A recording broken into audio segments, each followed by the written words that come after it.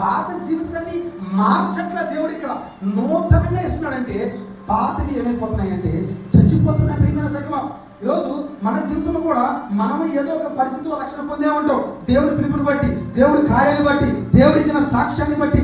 కానీ ఈరోజు మనం ఏంటో తెలుసా, ఆ యొక్క గొప్ప ధన్యతను మనం పొందుకోవడానికి ఇష్టపడలేకపోతున్నాం.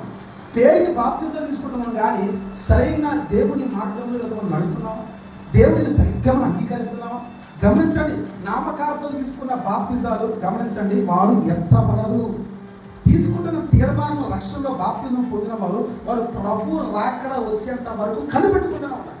మనందరికీ తెలుసు, ఈ యొక్క 10 కన్యకలు 5 కన్యకలు ఏం చేశారు? పట్టించుకోవాలా.